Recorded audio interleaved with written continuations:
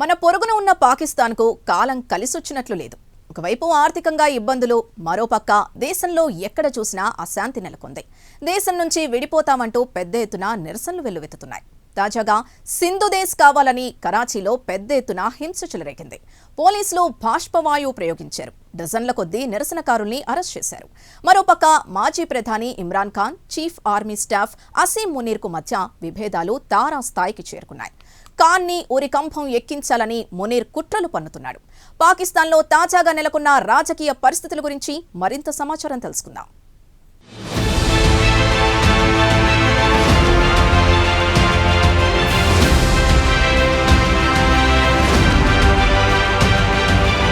మన పొరుగున ఉన్న పాకిస్తాన్కు కాలం కలిసి వచ్చినట్లు లేదు. ప్రస్తుతం ఎక్కడ చూసినా ఉద్యమాలు, నిరసనలు, పరిస్థితులు అదుపు తప్పుతున్నాయి. ఒకవైపు ఇమ్రాన్ ఖాన్ ఎపిసోడ్ షెహబాజ్ షరీఫ్కు తలనొప్పిగా మారింది. దీంతో ఆయన దేశంలో ఉండకుండా విదేశాల్లో చక్కర్లు కొడుతున్నాడు. తాజాగా ఆయన తుర్కమెనిస్తాన్ వెళ్లి అక్కడ పాకిస్తాన్ పరువు పోగొట్టాడు. పుతిన్, తుర్కియా ప్రెసిడెంట్ ఎర్డోగాన్లు సుమారు 40 నిమిషాల పాటు భేటీ అయ్యారు. పుతిన్ కోసం ఎదురుచూసి విసిగిపోయిన షరీఫ్ వారు మీటింగ్లో ఉన్న గదిలోకి బలవంతంగా దూసుకుపోవడం పెద్ద దుమారమే రేపింది. ఒక దేశానికి ప్రధాని స్థాయిలో ఉన్న వ్యక్తి ప్రోటోకాల్ పాటించకుండా అలా దూసుకుపోవడంతో అంతర్జాతీయంగా పాకిస్తాన్ పరువు తీశాడు షరీఫ్. దీంతో షరీఫ్ ప్రవర్తనపై పాక్ ప్రజలు కూడా మండిపడుతున్నారు. ఇవన్నీ పక్కన పెడితే తాజాగా షరీఫ్ ప్రభుత్వానికి మరో తలనొప్పి ఎదురైంది.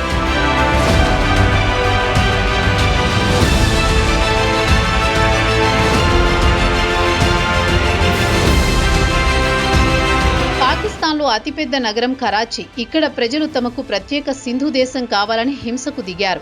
దీంతో పోలీసులు లాఠీ చార్జ్ చేశారు.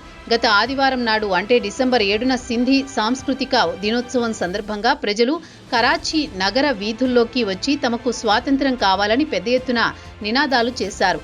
జియో సింధ్ ముత్తాహిద్ హహాజ్ లేదా జేఎస్ఎస్ఎం గ్రూపు భారీ సంఖ్యలో రోడ్లపైకి వచ్చి ఆజాదీ పాకిస్తాన్ ముర్దాబాద్ అంటూ పెద్ద ఎత్తున నినాదాలతో కరాచీ నగరాన్ని హోరెత్తించారు. పాకిస్తాన్ నుంచి సింధుకు విముక్తి కల్పించాలని డిమాండ్ చేశారు.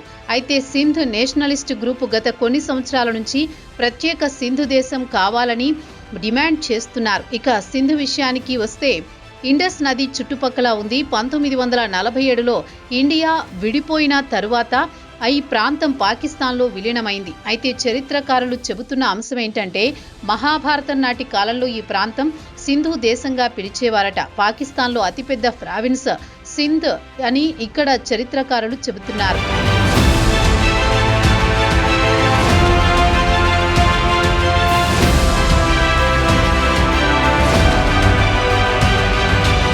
ఇక్కడ సంధి గ్రూపులు గత కొన్ని సంవత్సరాల నుంచి పాక్ ప్రభుత్వంపై అసంతృప్తితో ఉన్నారు. రాజకీయంగా తమపై దాడులు చేస్తున్నారని, తమను అణచివేస్తున్నారని, మానవ హక్కులకు భంగం కలిగిస్తున్నారని వారు ఫిర్యాదు చేస్తున్నారు. ఈ ఏడాది ప్రారంభంలో చీఫ్ షఫీ బుర్రాఫ్ ప్రస్తుతం ఆయన ప్రవాసంలో ఉన్నాడు. వెంటనే ఐక్యరాజ్య సమితి జోక్యం చేసుకుని సింధులో కోసం ప్రత్యేకంగా సింధ్ దేశ్ ప్రకటించాలని డిమాండ్ చేస్తున్నారు. కేవలం యుఎన్ఏ కాకుండా భారత ప్రధాని మోదీ మద్దతు కూడా కోరుతున్నారు. ఆయన చెప్పేదేమంటే చారిత్రకంగా చూస్తూ ఇరు దేశాల సంస్కృతి సంప్రదాయాలు ఒకటే అని వారు చెబుతున్నారు. ఇక పాకిస్తాన్ భద్రతా దళాలు సింధీలపై అత్యాచారాలకు పాల్పడుతున్నారని, బలవంతంగా ఇళ్లలో దూరి అరెస్ట్ చేసి వారిని మాయం చేస్తున్నారని, చిత్రహింసలకు గురి చేస్తున్నారని చెబుతున్నారు.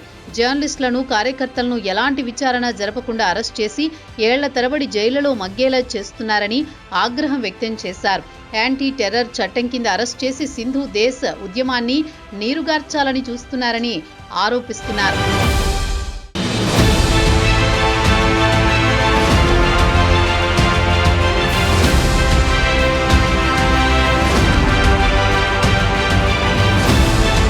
అకస్మాత్తుగా కరాచీలో సింధు దేశ్ టాక్ ఊపందుకోవడానికి కారణం 2 వారాల క్రితం పాకిస్తాన్ టీవీ ఛానల్లో ఒక వెటరన్ జర్నలిస్ట్ మాట్లాడుతూ ఎంక్యూఎం నాయకుడు ఆల్తాఫ్ హుస్సేన్ ఒకసారి తనతో మాట్లాడారని, మాజీ సింధ్ హోంమంత్రి జుల్ఫికర్ మిర్జా రాజ్యాంగంలోని 18 అమెండ్మెంట్ సవరించిన తర్వాత సింధు దేశ్ మన చేతిలోకి వచ్చినట్టే అని చెప్పాడట.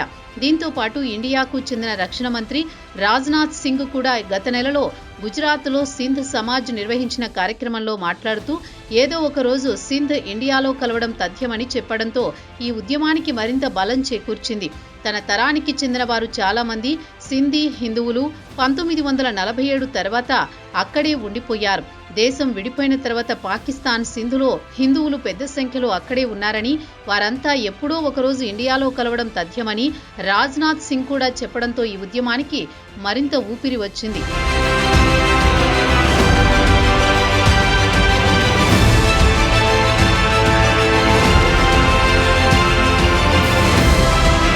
గుజరాత్ సింధీ సదస్సులో రాజ్నాథ్ సింగ్ మాట్లాడుతూ, ప్రస్తుతం పాకిస్తాన్లో సింధ్ ప్రస్తుతం ఇండియాలో అంతర్భాగం కాదు. అయితే సాంస్కృతికంగా చూస్తే ఇరువురికి దగ్గరి సంబంధాలున్నాయి, సరిహద్దులు వేరు చేస్తున్నాయి తప్ప మిగిలినంతా సేమ్ టు సేమ్ అని అన్నారు. ఏమో ఎప్పుడు ఏం జరుగుతుందో ఎవరికి తెలుసు. బహుశా రేపు ఇండియాలో విలీనం కావచ్చు. భారతీయ జాతీయ గీతంలో సింధ్ ప్రస్తావన ఉంది కదా, కాబట్టి సింధ్ ఇండియాలో అంతర్భాగమే అని రాజ్నాథ్ సింగ్ చెప్పారు. అయితే రాజ్నాథ్ సింగ్ వ్యాఖ్యలను పాకిస్తాన్ సీరియస్ గా తీసుకుంది. ఇస్లామాబాద్లోని భారత రాయబారిని పిలిచి వివరణ కోరింది.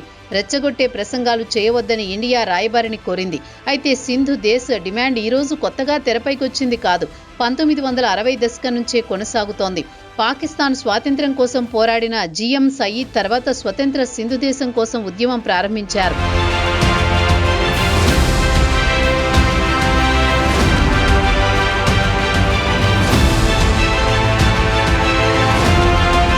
అయితే 1971లో పాకిస్తాన్ నుంచి బంగ్లాదేశ్ విడిపోయినప్పుడు పలువురు సింధీలు బెంగాలీ ఉద్యమం పట్ల ఆకర్షితులై తమకు కూడా సింధు దేశ్ కావాలని ఉద్యమం చేపట్టారు. అలా గత కొన్ని దశాబ్దాల నుంచి సింధు దేశ్ ఉద్యమం కొనసాగుతూ వస్తోంది. తాజాగా మరోమారు సింధు దేశ్ ఉద్యమం తెరపైకి వచ్చింది. ప్రస్తుతం సింధు దేశ్ ఉద్యమం ఊపందుకుంది. షరీఫ్ ప్రభుత్వం ఈ ఉద్యమాన్ని అదుపు చేయలేకపోతోంది. పాకిస్తాన్ విషయానికొస్తే ఉండే 4 ప్రావిన్సులు కూడా తాము పాక్ నుంచి విడిపోతామంటూ ఉద్యమం చేస్తున్నాయి. బలోచిస్తాన్ నుంచి సింధు వరకు, ఇటు పాక్ ఆక్రమిత కశ్మీర్ వరకు ప్రజలు ప్రభుత్వంపై విసిగిపోయారు.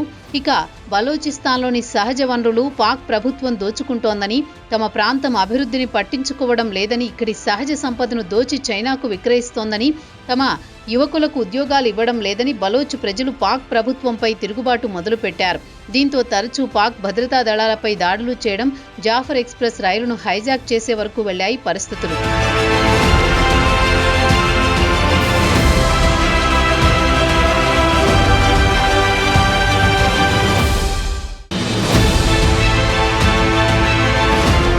పాకిస్తాన్లో ఖైబర్ పఖ్తూన్ఖ్వా తీసుకుంటే ఇక్కడ పాకిస్తాన్ తాలిబాన్లు రోజూ విధ్వంసం సృష్టిస్తున్నారు.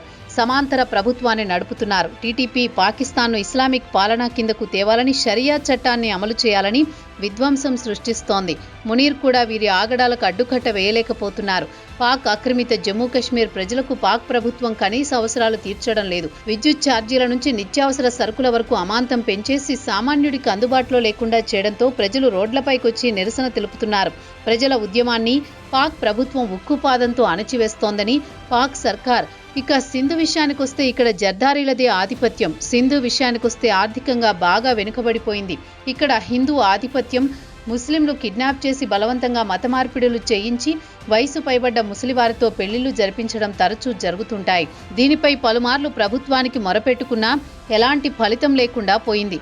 ఇండియా విషయానికొస్తే మన ఇండియాలో గుజరాత్, రాజస్థాన్లలో సింధీలు ఎక్కువగా ఉన్నారు. అదీ కాకుండా పాకిస్తాన్కు పొరుగునే ఉన్న ఈ 2 రాష్ట్రాలు, ఇక్కడ సింధీలు, పాక్లో ఉండే సింధీల సంస్కృతి సంప్రదాయాలు ఒక్కటిగానే ఉండడం వల్ల తాము ఇండియాతో చేరుతామని అక్కడి సింధీలు డిమాండ్ చేస్తున్నారు. మరి వారి కల ఎప్పుడు తీరుతుందో కాలమే చెప్పాలి.